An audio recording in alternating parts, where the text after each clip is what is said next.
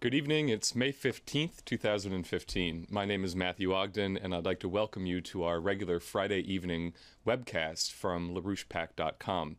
I'm joined in the studio tonight by both Jeffrey Steinberg from Executive Intelligence Review and Jason Ross from the LaRouchePack Science team, both of whom will be participating as featured speakers in an event up in New York City tomorrow, which is titled Prometheus Unbound, Defeating the Gods of Olympus.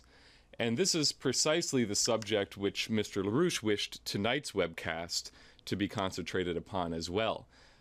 Specifically, as Mr. LaRouche identified during a preliminary preparatory discussion that we had with him, what is the true meaning of the human species, and how can we regain a moral and intellectual connection and commitment to that, despite the efforts of individuals such as Bertrand Russell and other modern-day Zeusians over the course of the 20th century to degrade the human species to nothing more than mere beasts? Or said otherwise, how can we give mankind his true sense of identity back? So we thought we'd elaborate on some of these topics here tonight as a sort of preview to what you can expect to occur tomorrow up in New York City. So first we're going to hear briefly from Jeffrey Steinberg, who will be followed by a somewhat longer presentation by Jason Ross, who will elaborate on what has been the cause of the moral and intellectual decline that has characterized the United States and Europe over the course of most of the 20th century, and what must be done to reverse that. And let me just say that Mr. LaRouche emphasized that far from being an abstract point of discussion, this question is a factor of crucial importance in the context of the present period, especially in the transatlantic region, where in the 20th century we've seen the net decline in the moral, intellectual, and really spiritual commitment to what it means to be human, at the point now where we are faced with the danger of general thermonuclear war and the threat to mankind's very existence. It's at times like these that we must penetrate below and beyond the conventional banality of practical political issues, so-called, and proceed to the axiomatics which determine whether great civilizations rise or fall.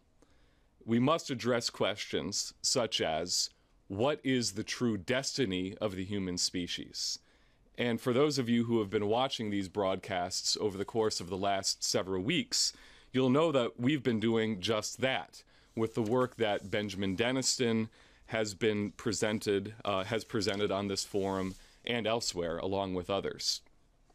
And as we begin to confront this in various ways, these questions, our true identity as an actually galactic species, we are forced to ask and answer completely new questions about the necessary mission that our species must fulfill. These are moral and even spiritual questions, which go far beyond what we tend to call science per se today in conventional terms, precisely because persons such as Bertrand Russell and others bastardized the name of science over the course of the 20th century in opposition to a small handful of true scientists, in fact, such as Albert Einstein, whom we'll be discussing more later this evening.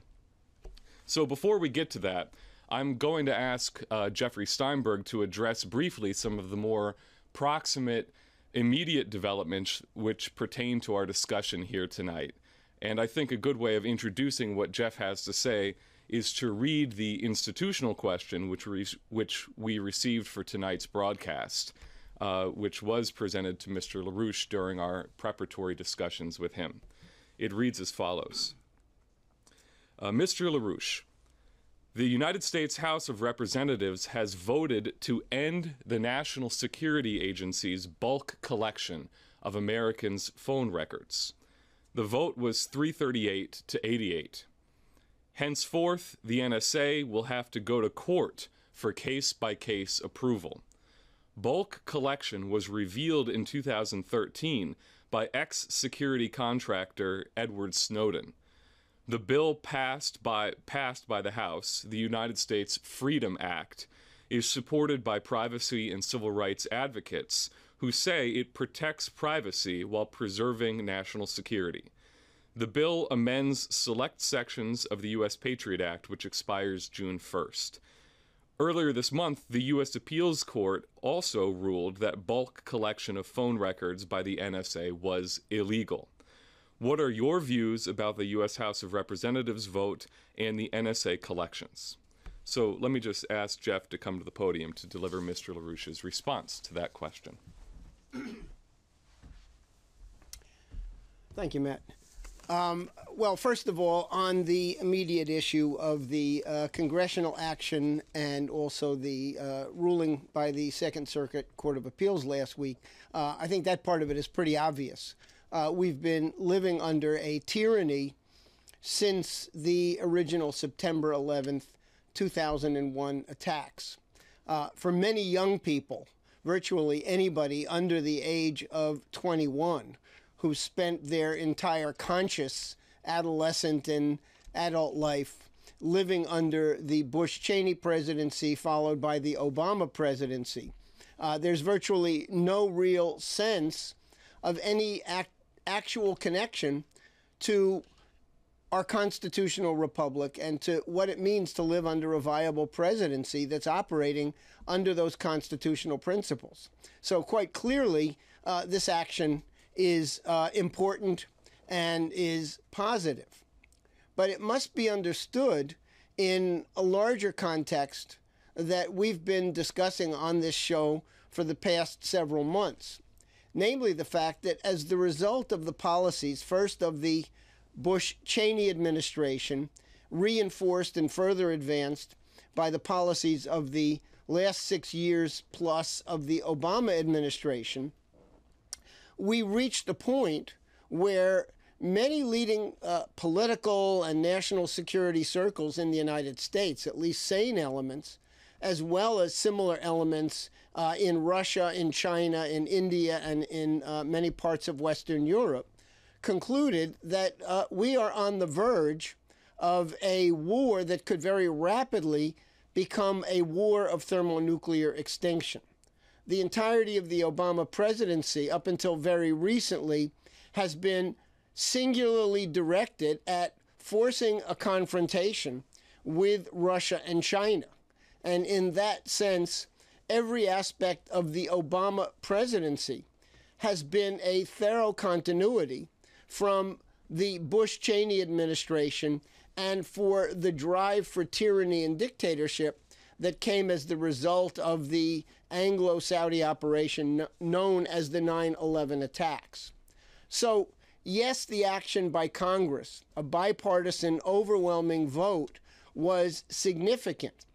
But it must be understood that this was one of a number of actions that have been clearly taken by certain leading institutional circles here in the United States who are motivated by the fact that we are on the very edge of thermonuclear war, a war that would be a war of absolute annihilation of humanity, and therefore this is the height of insanity. Now, as Mr. LaRouche has been arguing really persistently since April of 2009, President Obama should be removed from office. He should have been impeached long ago. He could have been removed from office by elements within the cabinet invoking the 25th Amendment. That clearly has not happened, in the same way that Bush and Cheney were not impeached for cause back when they were in power. So what we're dealing with now is a situation that one could describe as the bringing down of the Obama presidency by 1,000 political cuts. So you had the House vote earlier this week, the overwhelming repudiation of one element of the police state structures. But you've had quite a number of other developments as well that all indicate that there is a substantial institutional break with President Obama, and that we can expect a lot more of this to happen, and that cumulatively it must very rapidly lead to the end of this presidency by constitutional means. So what are some of the other developments that we've seen just in the last several weeks?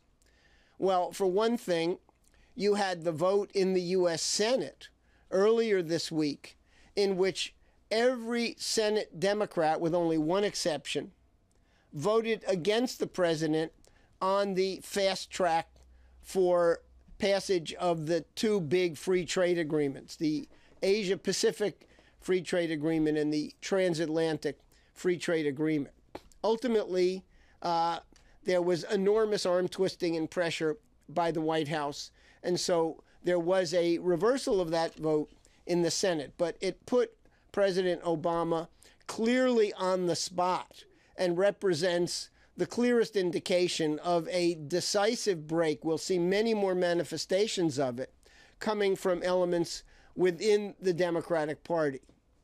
We've had the revelations published last week in the London Review of Books by American writer Seymour Hersh that basically exposed the fact that in collusion with the Saudis, President Obama lied to the American people repeatedly about the circumstances around the killing of Osama bin Laden.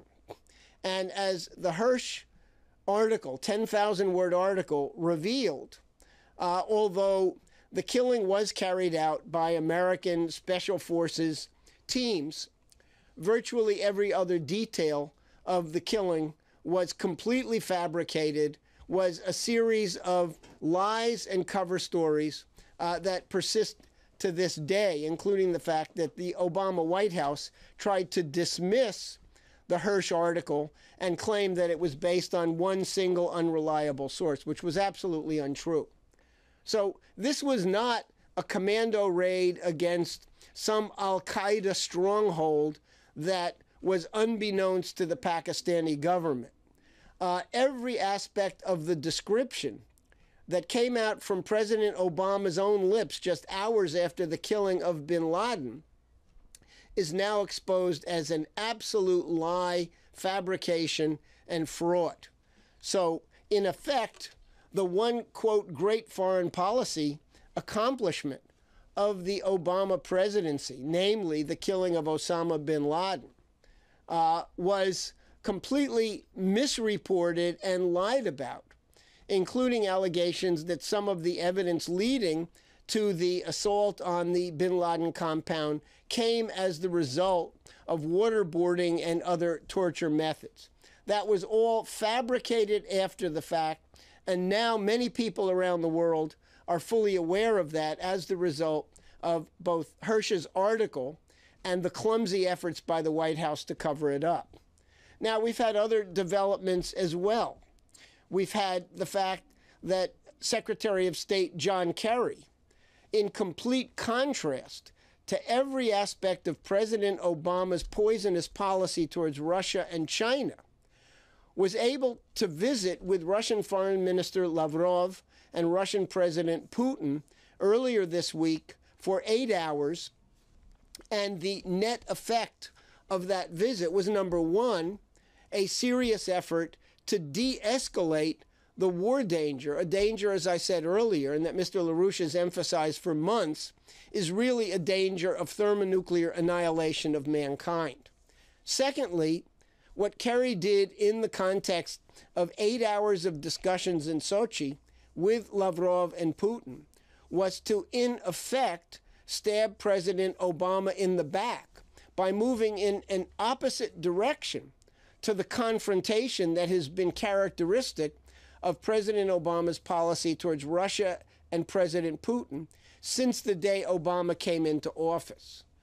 Evidence number one is the continuing role of Victoria Nuland, who openly engineered and supported the neo-Nazi coup in Ukraine, which really started a certain escalating phase of this drive towards confrontation with Russia and the prospective danger of thermonuclear war.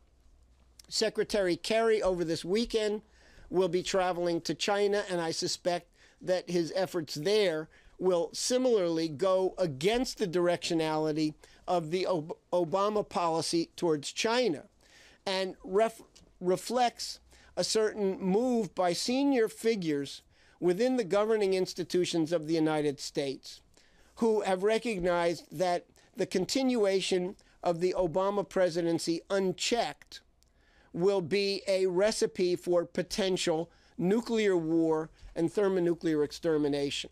So you have institutional elements that are moving in those directions. And of course, as you step back and look at the global scale of events, we've had extraordinary developments this past week, further movement towards the emergence of a new paradigm, which is much more in line with the real nature of mankind's mission towards the future within this galaxy and solar system, namely the further advances of the BRICS developments towards cooperation among a large array of sovereign nation states, principally in the Asia-Pacific region, extending into parts of Europe, with cooperation in Latin America, Africa, and elsewhere as well. You have Prime Minister Modi of India on day 2 right now of his 3-day historic visit to China, hosted by President Xi Jinping. You've had cooperation announced during last Saturday's victory celebration on the 70th anniversary of the defeat of Hitler, that there will be a convergence of the Eurasian Economic Union's efforts with those of China's initiatives around the New Silk Road policy. So much of mankind is moving in a direction that reflects the actual nature of man and his potential as a truly uniquely creative species.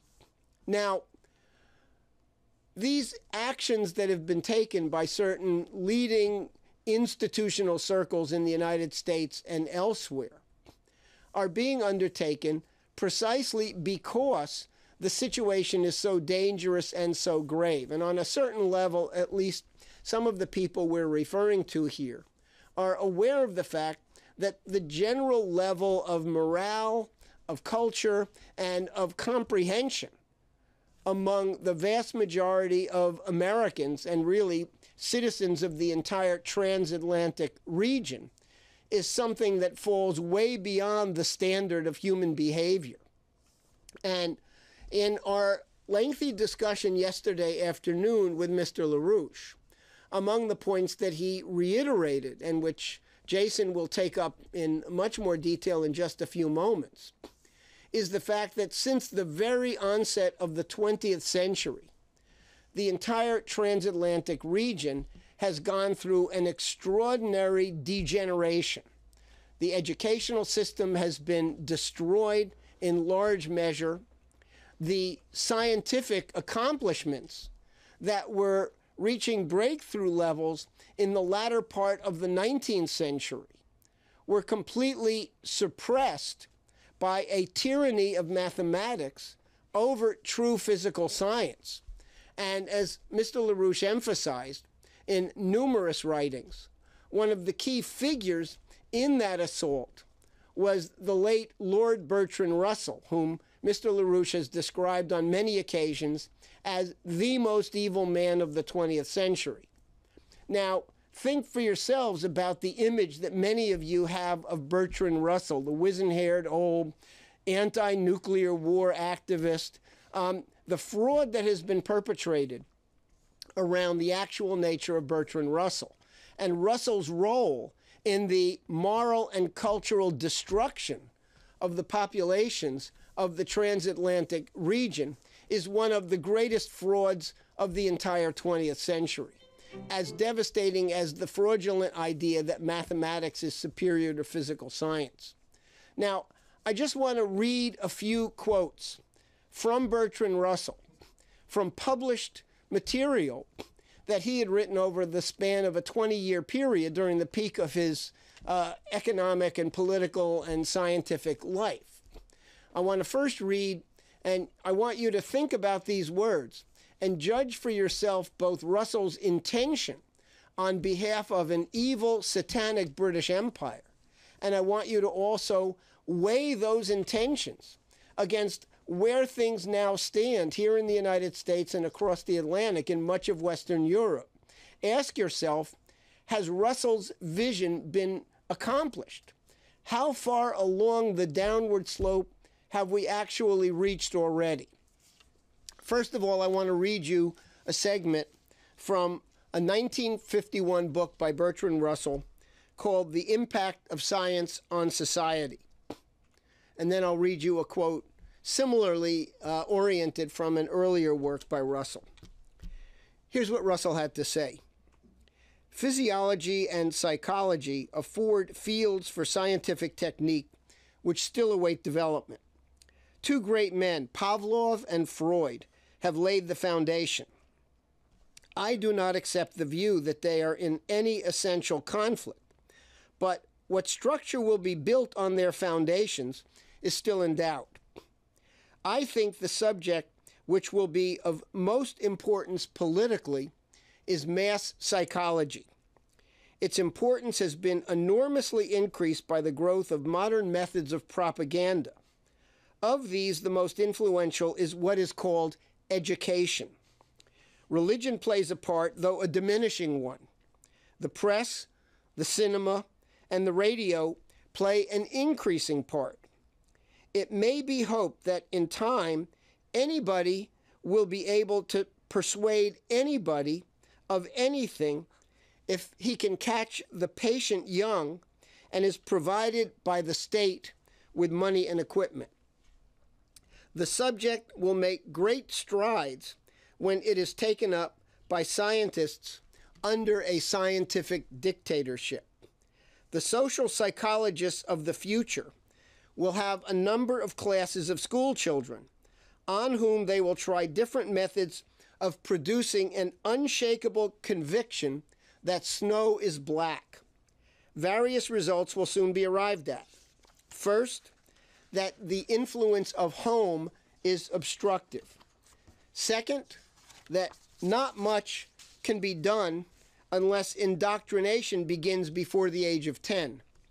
Third, that verses set to music and repeatedly intoned are very effective. Fourth, that the opinion that snow is white must be held to show a morbid taste for eccentricity. But I anticipate it is for future scientists to make these maxims precise and discover exactly how much it costs per head to make children believe that snow is black and how much less it would cost to make them believe it is dark gray. Although this science will be diligently studied, it will be rightly confined to the governing class. The populace will not be allowed to know how its convictions were generated. When the technique has been perfected, every government that has been in charge of education for a generation will be able to control its subjects securely without the need of army or policemen. So that was 1951. These were not new ideas because in 1931, Russell wrote another book in which he again betrayed his abusive notion of the term science. This book was called The Scientific Outlook, and in a chapter called Education in a Scientific Society, he wrote, "The scientific rulers will provide one kind of education for ordinary men and women, and another for those who are to become holders of scientific power. Ordinary men and women will be expected to be docile, industrious, punctual, thoughtless, and contented. Of these qualities, probably contentment will be considered the most important. In order to produce it, all the researches of psychoanalysis, behaviorism, and biochemistry will be brought into play. All the boys and girls will learn from an early age to be what is called cooperative, i.e., to do exactly what everybody is doing. Initiative will be discouraged in these children, and insubordination, without being punished, will be scientifically trained out of them. Except for the one matter of loyalty to the world state and to their own order, members of the governing class will be encouraged to be adventurous and full of initiative. It will be recognized that it is their business to improve scientific technique and to keep the manual workers contented by means of continual new amusement. On those rare occasions when a boy or girl who has passed the age at which it is usual to determine social status shows such marked ability as to seem the intellectual equal of the rulers, a difficult situation will arise requiring serious consideration. If the youth is content to abandon his previous associates and to throw in his lot wholeheartedly with the rulers, he may, after suitable tests, be promoted. But if he shows any regrettable solidarity with his previous associates, the rulers will reluctantly conclude that there is nothing to be done with him except to send him to the lethal chamber before his ill-disciplined intelligence has had time to spread revolt. That will be a painful duty to the rulers, but I think they will not shrink from performing it.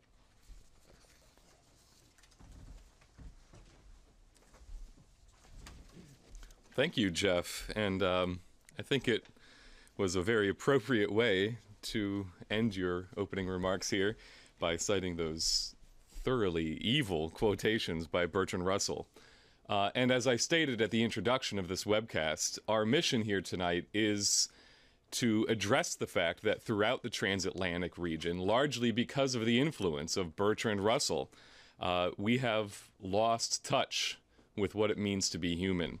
And as Mr. LaRouche specified in our discussions with him, one of the most efficient ways to do that is by means of the personality of Albert Einstein. As Mr. LaRouche has been elaborating over the course of this week in discussions, Einstein uniquely possessed the moral and the intellectual commitment to the true meaning of human life, a commitment which he defended and sustained while practically no other scientist or no other associate of his in the 20th century possessed the strength and the courage to do so.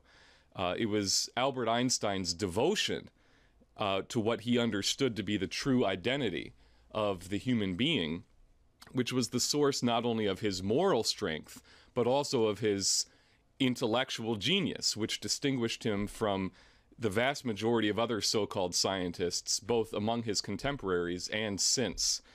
And in that context, I would just like to quickly call our viewers' attention to two articles that were featured in this week's issue of Executive Intelligence Review magazine. One by Tony Papert, titled Albert Einstein's God, and a second by Susan Kokenda, titled The First Solve, Aristotle's Assault on Plato. Both of which tell the story that we're addressing here tonight, how the 20th century became a century of moral, intellectual, and spiritual degeneration, and how this narrow thread of true science has been defended only by those precious few who had the integrity to reject this bestialization of man. Now, also featured in this week's EIR is a very short article which was written by Albert Einstein himself he wrote this article about another scientist who was very similar to himself in his lonely but unshakable devotion to the true identity of the human species. This man was Johannes Kepler. And this was an article which Einstein published in the Frankfurter Allgemeine Zeitung on November 9th, 1930, marking the 300th anniversary of the death of Johannes Kepler. And I just want to read two short excerpts from this because I think they're highly apropos to what we're discussing here tonight, and I think will set up quite well what Jason is going to present. So Einstein begins this article as follows. Precisely in such a troubled and turbulent time as ours, when it is hard to summon up joy about mankind and the progress of human affairs, it is especially comforting to think of such a great and serene person as Kepler. He lived at a time when the very conception of universal lawfulness of nature was not at all established. How great must have been his faith in such lawfulness, to have the strength to endure decades of patient, difficult work, supported by no one and understood by few. And then, after Einstein elaborates Kepler's absolutely unique method by which he made his discoveries concerning the planets, he concludes this article with an almost religious statement of what he calls a feeling of veneration for the mysterious harmony of nature into which we were born. Also a reference back to the faith that guided Kepler, and something that he calls elsewhere a cosmic religious feeling, which you can find in other writings by Einstein. So after this, he then concludes his article with a strong denunciation of empiricism, asserting that the work of Kepler proves that imagination must precede sense experience in any competent scientific work. So this is what Einstein says in conclusion. Our admiration for this wonderful man is joined with another feeling of admiration and veneration, not for any person, but for the mysterious harmony of nature into which we were born. In ancient times, men already thought about lines of the simplest conceivable regularity. Among these, the foremost, next to the straight line and the circle, was the ellipse. We see these latter forms realized, at least in close approximation, in the orbits of the heavenly bodies. It seems that human reason first has to independently construct the forms before we can detect them in things. Kepler's marvelous life's work shows us especially beautifully that cognition cannot blossom from sheer empirics, but from the comparison of what is imagined with what is observed. So with that, I'd like to invite Jason to come to the podium. All right, thank you, both. It's quite a setup. Keep in mind, those were only Bertrand Russell's public commentary. Makes you wonder what... It's actually hard to imagine what he could say that would even be any worse than that in his private dealings. So let's take a look at this. It might seem surprising to hear the notion that the 20th century was one of degeneration, of moral and cultural degeneration, and of intellectual degeneration. You might say, well, yeah, music was more refined, perhaps, or social interactions used to be more polite. But didn't we make a lot of breakthroughs in science in the 20th century? Don't we have a huge technological advancement over 100 years ago? The two aren't mutually exclusive. Keep in mind the origin of science, the origin of technological advancements, and what it is at its heart. To get at this, we've got a track of how this fight is played out. We're going to look at Prometheus, Plato and Aristotle, into the Renaissance, and then make the point about Einstein. So if we go back to the story of Prometheus, the giver of fire to mankind, fire, but also music, astronomy, home building, the use of beasts of burden, sailing ships, agriculture, right? Music, in case I didn't already say that, poetry. So the calendars. Among all of these gifts, Prometheus gave humanity. This is the origin of having a human society. Because beyond the specific breakthroughs that are made, you can ask yourself, what is the origin of them? What's the nature of the mind that creates these kinds of things?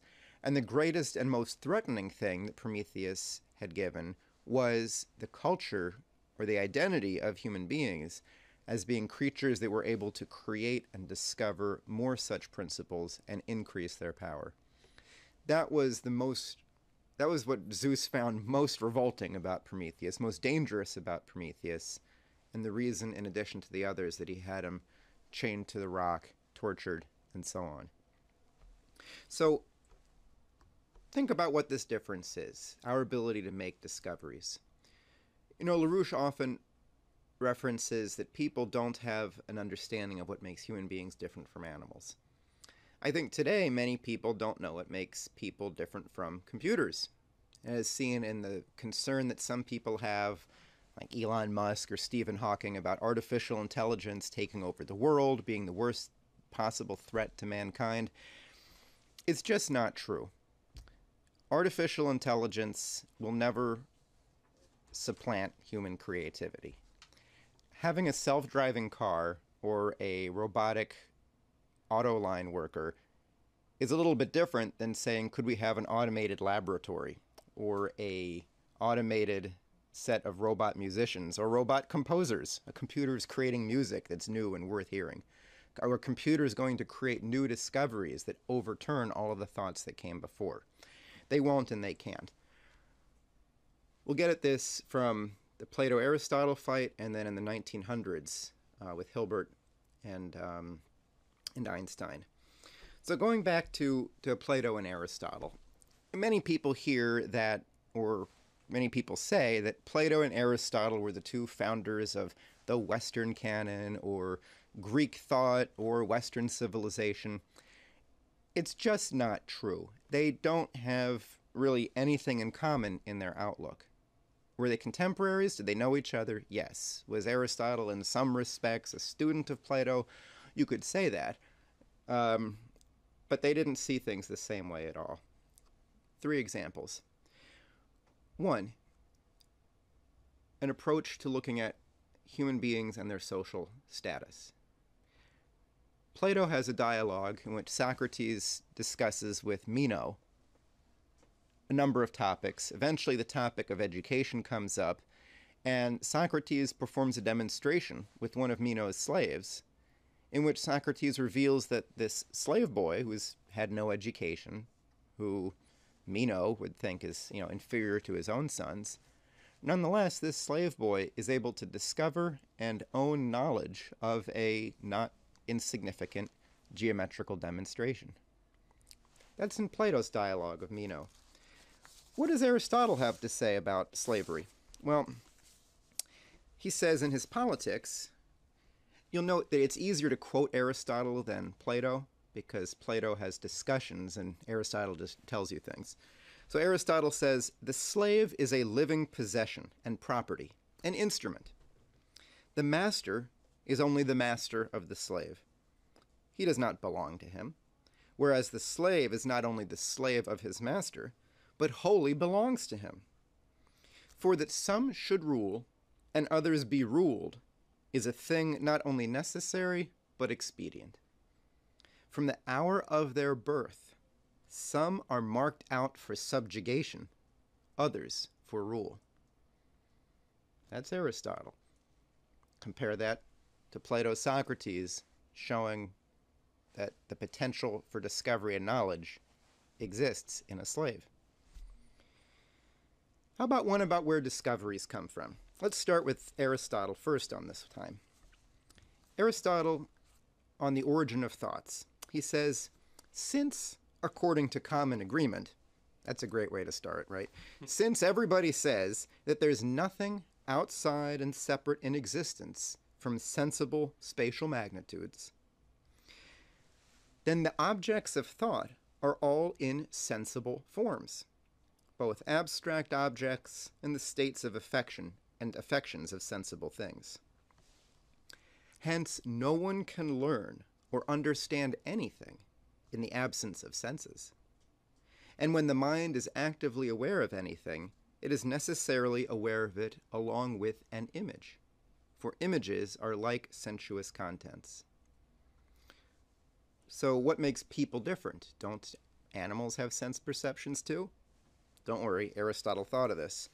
He said, while in respect of all the other senses we fall below many species of animals, in respect to touch, we far excel all other species in exactness of discrimination.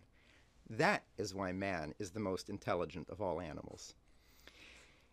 That really should be enough to not bother with Aristotle anymore. And in fact, I'm going to leave out the third quote I was going to read about this. If we contrast that with Plato's discussion, this is an actual quote from Plato, which is difficult. He's not quite so quotable. But he says that it is necessary to learn at the same time both what is false and what is true of the whole of existence, and that through the most diligent and prolonged investigation. And it is by means of the examination of each of these objects, comparing one with another, names, definitions, visions, sense perceptions, proving them by kindly proofs, and employing questionings and answerings that are void of envy. It is by such means, and hardly so, that there bursts out the light of intelligence and reason, nous, regarding each object in the mind of him who uses every effort of which mankind is capable. Discovery is required, study is required, questions and answers and contradictions. So, that's I think I'll leave it with that for those two. If you just open up a book of Aristotle and start reading, I think you'll convince yourself about him. So, what did these guys do politically? You've also possibly heard that Aristotle was a tutor of Alexander the Great, which isn't true. In fact, his nephew tried to poison Alexander and was executed by him, and then a colleague of Aristotle's son did poison Alexander the Great. Actually, it was the Platonic tradition that educated and was the faction behind Alexander the Great. After his murder, the need existed to eliminate the possibility for further uprisings of thought and further creations of new concepts. And so a program was put into place very much along the lines of what Jeff had read from Bertrand Russell about how can people's minds be controlled in the kinds of thoughts that they consider possible or acceptable to have. That operation was known as Euclid. Now, you might not remember it from school, but I guarantee everybody's heard of Euclid. Euclid's Elements of Geometry. Euclid, the creator of logic. Euclid, the thinker who made reasoning concrete. What Euclid did was pulled together discoveries that people had made about geometry by some means that actually allowed them to make those discoveries in the first place, beat the discovery out of them, and then presented them as deriving from a small number of basic assumptions. When you go to read those assumptions, they sound pretty awkward. Many of them do. But the important aspect of it is that if Euclid is held up as the standard of thought, all future knowledge already exists in the past by just pasting it together and combining it and drawing new conclusions from old material. Nowhere does Euclid discuss the creation of new axioms, the discovery of new fundamental principles. That doesn't happen. So if that's the standard, as it was through the Dark Ages, if that's the standard of education in large part, if that's the standard of what thinking is, of what rigor is, no one's ever going to discover anything new. And indeed, people who support that outlook can't.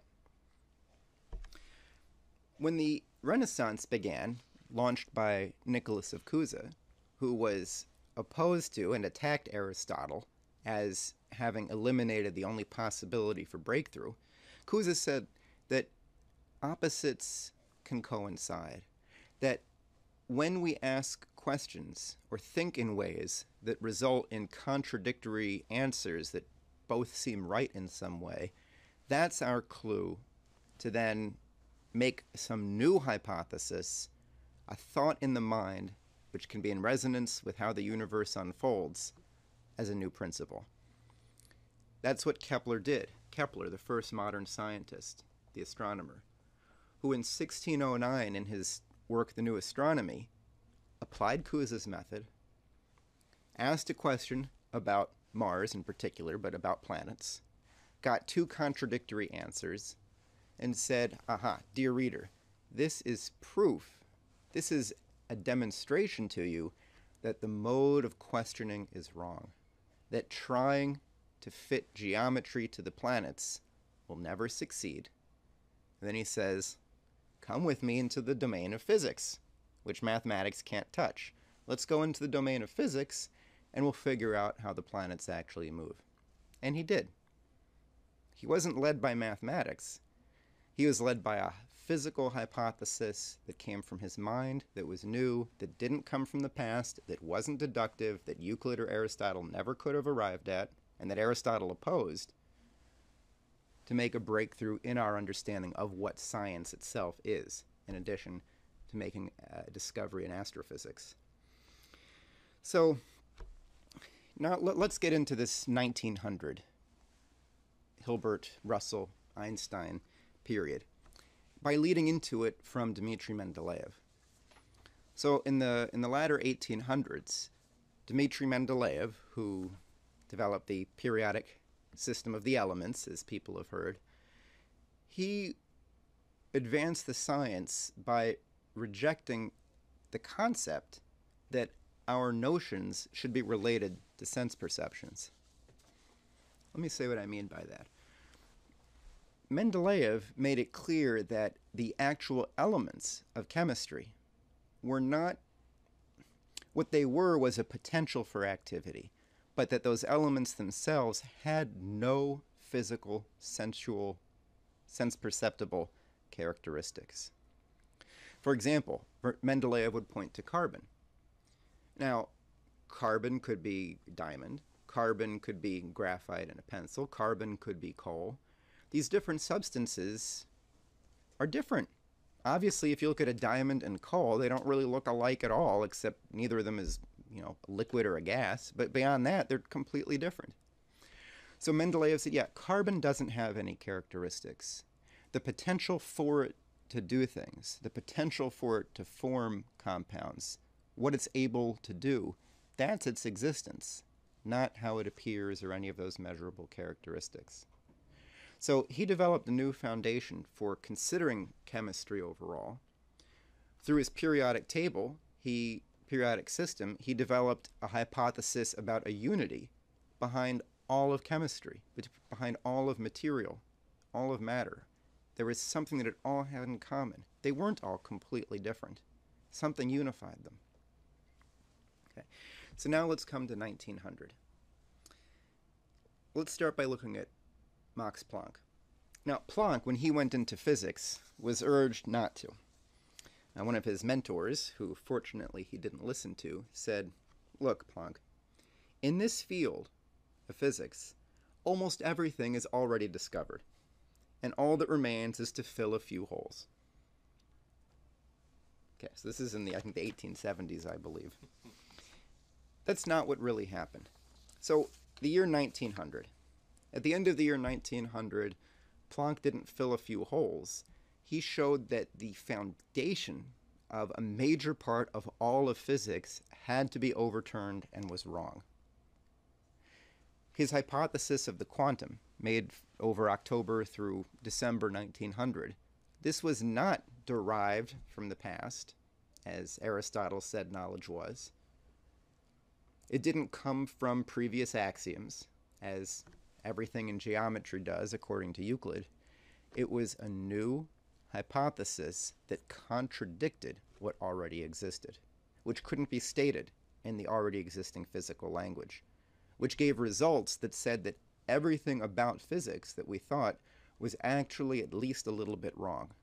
Nothing was unchanged by what Planck had done.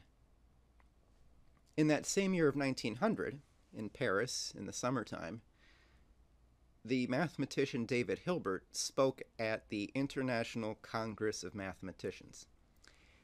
You might ask, how could that possibly be important for world history? Who would attend an International Congress of Mathematicians? I can't imagine anyone bothering to read the news reports about it. Who could possibly care about this?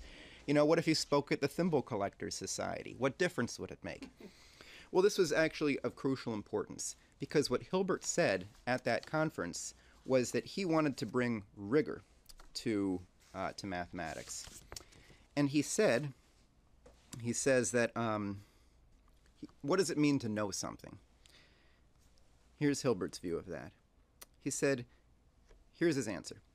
It shall be possible to establish the correctness of a solution by means of a finite number of steps based upon a finite number of hypotheses which are implied in the statement of the problem and which must always be exactly formulated. This requirement of logical deduction by means of a finite number of steps is simply the requirement of rigor in reasoning. Indeed, the requirement of rigor, which has become proverbial in mathematics, corresponds to a universal philosophical necessity of our understanding. He's saying that logical deduction, which he calls rigor, is a universal philosophical necessity of our understanding. That the only way we know anything is by deduction, by the method of Euclid. Kind of bad timing on his part that only a few months later Planck had developed something which overthrew all of the axioms of physics and it was not derived from them. But that didn't stop Hilbert, and it certainly didn't stop Bertrand Russell. Bertrand Russell in 1903 published a book called The Principles of Mathematics, in which he tried to do what Hilbert had set out. He tried to show that all of mathematics could be demonstrated logically. So that's what he was up to. 2 years later, Albert Einstein, instead of showing that things are logical and everything derives from what we already know, shows that our thoughts about space and time and energy and matter are all wrong when he discovers relativity, when he works on the photoelectric effect and starts creating quantum physics based on Planck's discovery. So while Russell and Hilbert are trying to say that rigor is the basis, essential, necessary basis of knowledge, and that all future thoughts will only be new derivations from what we already know, at the exact same time period, Planck and Einstein have overthrown our understanding in a way that contradicts what came before. So this was really the results of this. Who would you look to as a basis for understanding what science ought to be? Somebody who wrote a math book that Kurt Gödel proved was pointless in 1931, or the guys who made the last real fundamental breakthroughs that have been made in physics? These are 100 years old. And although we've seen a number of new technologies, have we discovered any new principles that overthrow the basic concepts? Ask yourself that. So let's come to Einstein. Einstein was attacked in 1927 at the Solvay conference, where groupings came together to discuss quantum physics, etc.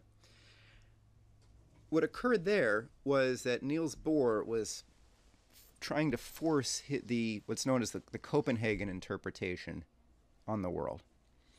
What Bohr had said was that due to some of the unusual paradoxes that follow from quantum physics, that the old idea that we could actually know what made the world work was an idea that was now passé. Bohr famously said, "We can't know what the quantum world is. All science includes now is what can we say about that world." Bohr said, we have our sense perceptions, we have our observations, we can come up with formulas and concepts that explain those sense perceptions, but the claim to truth that any of our thoughts have is, do they match the perceptions, not do they correspond to a human principle, a human hypothesis. Now, almost everybody gave in on this, but Einstein didn't, leading him to be increasingly ostracized. Amazingly, the man who had developed quantum physics was considered an old dodderer. He wasn't keeping up with the times. He still held on to the idea that eventually we could discover things that would feel like causes in the human sense. How passé of him. As a matter of fact, Bertrand Russell, who wrote, he certainly kept himself busy, I'll give him that. He wrote a book called The ABCs of Relativity, in which he offers some remarks on Einstein's relativity. And he says, he talks about how a single concept of time no longer exists in Einstein's world, which is true. Two events in different places, which one occurred first and which one occurred second, or were they simultaneous, could depend on who was watching. So that does come in relativity theory. Here's what Russell says about it. He says, the question of whether, on the whole, there is progress in the universe may depend upon our choice of a measuring of time. If we choose one out of a number of equally good clocks, we may find that the universe is progressing as fast as the most optimistic American thinks it is. If we choose another equally good clock, we may find that the universe is going from bad to worse as the most melancholy Slav could imagine. This optimism and pessimism are neither true nor false, but depend upon the choice of clocks. I want to leave off with some reflections on Vernadsky and Lyndon LaRouche. Vernadsky, in a soon-to-be published in English translation of a paper on the study of life in the new physics, points out that the very concepts that we use to describe the world around us, space, time, energy, matter, they've all undergone dramatic transformations in the first few decades of the 20th century. And he asks, how will the study of life and humanity advance upon this? And this silly notion of relativity that we see in Russell's attack on Einstein's relativity, that everything's relative, there is no truth, in part depends upon assuming a world in which creativity can't exist. Right? I mean, whether this lightning strike occurred before or after another one, depending on how you're moving in the universe when you watch them, that doesn't prove that there's no causality in the universe. Since you can't say which came before the other, you don't know which one caused which, et cetera, et cetera, et cetera. That's all really irrelevant when you try to look at this unique type of causality that exists in the human mind. In the ability of people like Kepler, like Planck, like Einstein, like Mendeleev, to develop new concepts that we then use to transform our relationship and our power over nature, what kind of time does that cause exist in? Is the before and after of a discovery just the ticking of a clock? Is there something else? Is it a different kind of time altogether after a discovery is made than before it was? Lyndon LaRouche and his economics discoveries worked out at a very similar time period to the work of Vernadsky, draw upon this ability of human beings to transform our power as a force of nature, to consider that as the foundation of economic value, the creation of economic wealth, the characteristic of our species, and the basis of what has to be promoted to create a future, to create a better future in the economic and in other senses. So, although it might seem distant, and this was not a comprehensive coverage here, we will be having more, what Hilbert did in 1900, what Russell did in collaboration with him, was the same thing that Aristotle's groupings did with Euclid. To say, we will define what it means to know something. And if you try to know something by other means, it'll have to be considered a morbid taste for eccentricity, in the words of Russell. So there is an importance in understanding where our concept of what science is comes from, if we're going to be free from its effects, unconscious usually, upon our thinking. And that's an essential and powerful aspect of the transformations that we need to create politically and economically in the world today. Thank you very much, Jason. And let me just say before we conclude, the event from New York City tomorrow will be live streamed on the LaRouche PAC website. It'll be 2 o'clock Eastern Time. So we ask you to join us again tomorrow afternoon. Both Jason and Jeff will be featured speakers at that event. So thank you for participating in our webcast tonight, and please stay tuned to LaRouchePAC.com.